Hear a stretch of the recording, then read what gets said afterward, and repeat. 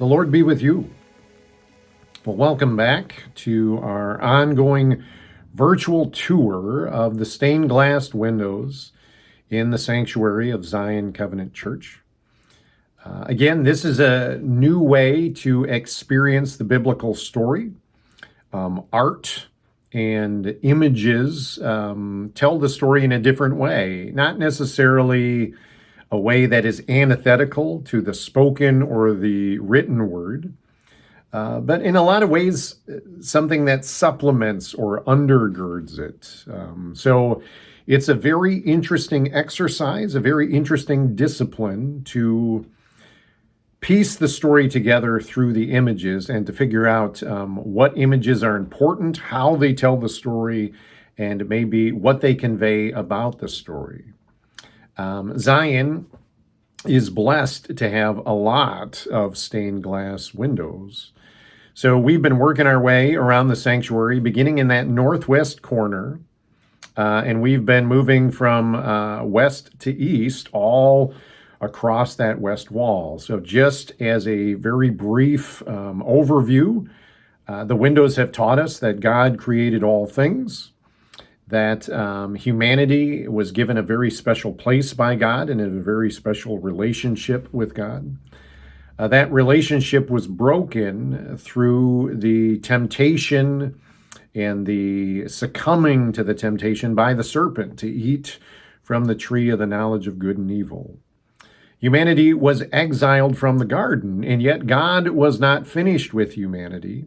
Instead, he began to bind himself to our lives and to our journey through covenants, and the first primary covenant being through the days of Noah. Then God bound himself to Abraham and to his descendants, promising to bless all of the nations of the world through them. And eventually, God revealed himself to Moses, sent Moses as a deliverer to his people in the land of Egypt, and Moses brought them to Sinai, the Mount of God, so that God could give them instruction, so that they too, like Moses, could know God intimately and grow with God and be his people.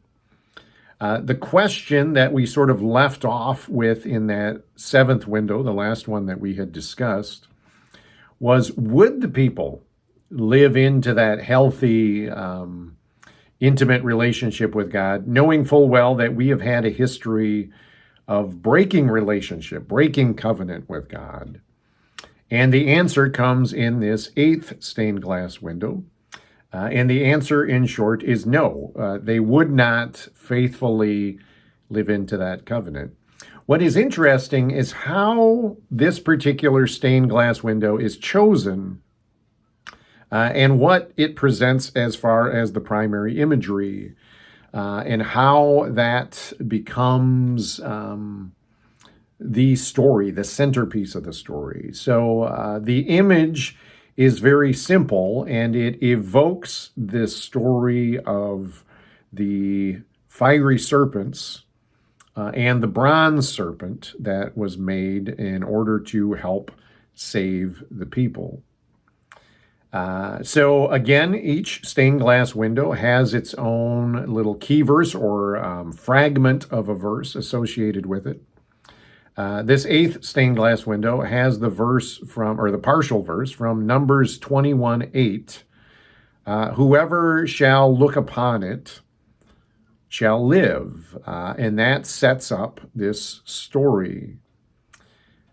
So just by way of backstory, by way of narrative, the biblical text tells us that God's people were disobedient again and again and again, all throughout this journey through the wilderness.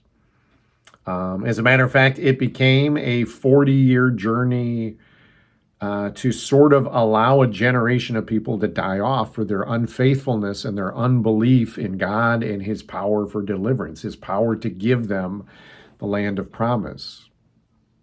So what happens in those 40 years, time and time again, is God's people would go through a series where they would grumble against God, to become very dissatisfied with God, and they would invoke his anger and his wrath, and that would result in people being punished and suffering consequences and often dying off. This symbol of the fiery serpents, or this story of the serpents, is one of those consequences, those acts of disobedience by God's people, and the form of punishment that God used. So the image in this window is interesting because the last few images for us have been pretty complex. We've talked about them in thirds so that we could work through all of the different details that are sort of in each level of the stained glass. This one is pretty simple. It's pretty straightforward. It doesn't have a lot of elements. It doesn't have a lot of need to subcategorize. In my view, there are just three main images in this window, and we will work through them point by point. So the first one at the very bottom of the image, you have sort of this blue imagery of the serpents themselves. So you see these little waves. You see a couple of serpents going this way and that way in the waves, and that is the reminder. These were the creatures that God used to punish his people for their sin and for their dissatisfaction and unloyalty to him. So people were constantly bit by these serpents, and they were dying from it, and it caused this mass panic, so much so that the people went to Moses and asked him to intercede on their behalf, to cry out to God that he might provide a way of salvation and deliverance for them. And God does. In his mercy, he speaks to Moses and says that you shall make a bronze serpent. So again, the instrument of death is the serpent itself. So a replication of that serpent, not the serpent itself and not an idol, but a representative sign or symbol of the cause of death, is to be cast in bronze, put upon a pole, and raised up, and as the key verse says for us, so that whoever looks upon it shall live. For whatever reason, God has chosen the method of salvation for his people in that instance to be to look upon the source of death. And if you trust that God can do what God says he's going to do, then raising your eyes up, seeing this symbol, and trusting that God truly is making that symbol an instrument of your salvation, even though the serpents themselves are continuing to slither around at your feet and move throughout the camp. It's an act of faith. So that is the second symbol, is the snake itself, the serpent. It is very reminiscent in style to the serpent wound around the tree of the knowledge of good and evil from the previous stained glass window. Exactly the same kind of snake. The only difference is the color. So it was that vibrant green in the garden, and now it's that dull brown to represent, again, the bronze statue of it. Also interesting that it is in contrast to the blue color that was given for the actual serpents themselves. So you can tell this is not a real serpent, but it does call us back to, through the imagery, God's people struggle with serpents in the narrative of our history and our theological story with God. This time, however, instead of being wrapped around a tree, it is very clearly wrapped around a pole, but not just an ordinary pole, a pole with a cross beam, which looks almost identical to a cross. And there is some foreshadowing going on here through the imagery. That is something that will come back into play. Again, remember this image, because when we actually get to the cross, it will look different and distinctly like a cross, but this is just sort of almost a proto symbol to put into our subconscious. Because, again, a symbol of death will become a means of salvation if you trust God and his power to be able to do what he says he's going to do.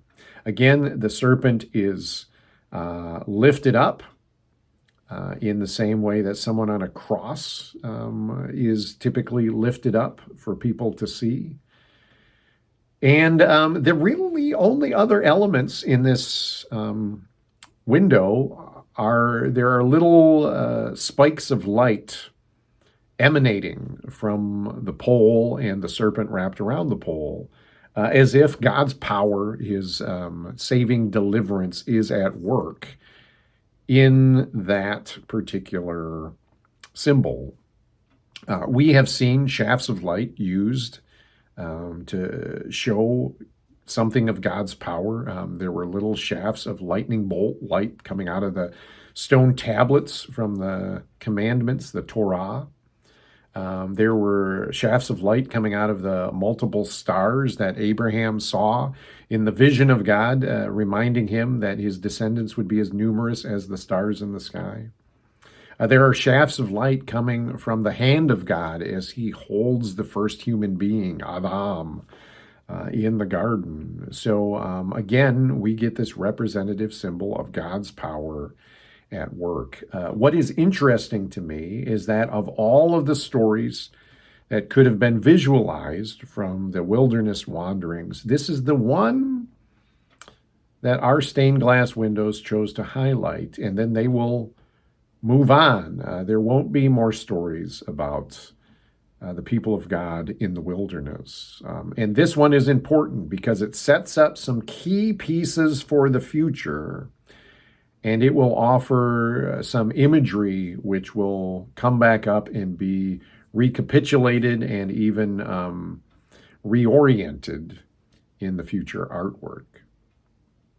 So maybe a good follow-up question to what it means for God's people to continue to struggle with obedience, but God continuing to be committed to the relationship and continuing to provide a way of salvation is, where do they go from here?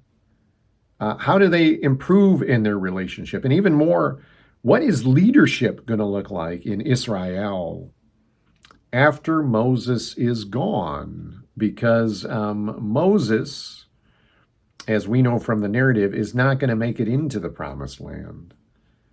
So who will God use next? And for the answer to that question, you're going to have to wait for the next stained glass window. So until then, in these ongoing days of pandemic and these ongoing virtual tours of the sanctuary, may the peace of God be with you. Amen.